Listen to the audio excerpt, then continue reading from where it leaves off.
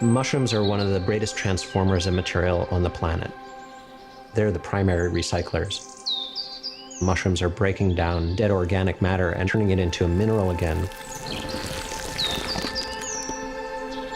They're just this tiny little part of this huge organism that is called mycelium that lives underground. And the fact that they might be used for batteries or spaceships is something that I never would have thought of originally. They're probably from another planet. By replacing formaldehyde with mycelium, Ecovative can create materials with properties similar to fiberboard without the health and environmental complications. Even in nature, mycelium is like a natural adhesive. It actually holds the forest floor together. What we do is use two constituents, ground up crop waste or wood waste. We inoculate that with mycelium, and then the mycelium does the work. It actually eats that ground up material, and it grows through and around the particles, binding them together through the growth of the organism, transforming discrete particles into a physical composite. So essentially, we're using nature's technology to grow a glue. And how long did it take to get from basically raw ingredients to this? This panel here grows for 4 days. And what day is this? This is day 4, so this is ready to go to our press. So what the press is going to do is that it's going to consolidate or squish this material down to a thickness that could be used in the furniture industry. It's removing any of the remaining water, it's killing the fungus, but it's also increasing the stiffness exponentially. So it's increasing it to a range where you would see traditional wood products. This takes about 10 minutes to press and remove all the water and to set the mycelium so it maintains the shape that we're looking for. And at the end of that 10 minutes, we're left with something like this? That's right, yeah. So what we have here is a rigid board material. Yeah. And this is used as a chair back. And as far as cost is concerned, how does something like this compare to, say, plywood? So right now, this is actually being sold at a slightly lower price point than traditional plywood products. So far, Ecovative has been able to make chairs and packaging materials from its renewable mix of plant waste and mushroom roots. But the company sees this as only the beginning to what you can do with fungus.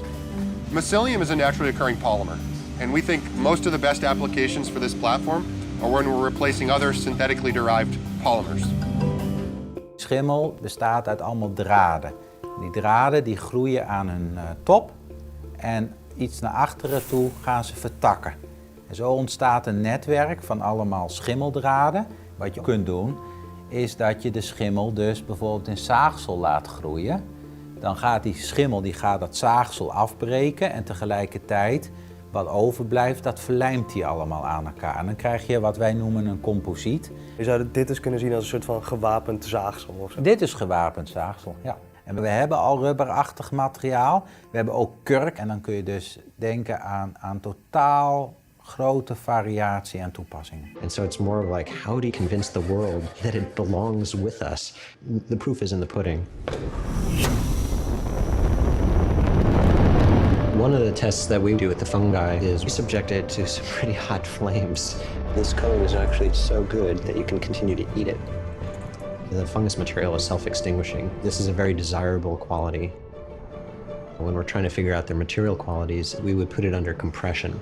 So that's the kind of failure that you want in your house. Compared to something like cement, I think it exploded a little bit. It can localize a vibration and not create a catastrophic failure.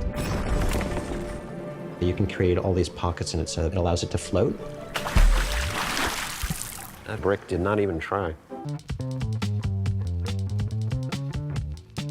This building is the first structure we grew entirely using our mushroom material. So it makes up not just the insulation of the walls, but also the structural form of the entire building. And we didn't just add that later, we actually grew it in place. So as we built this up, as if it was concrete forms, we kept adding layers of our mycelium and putting pine boards up.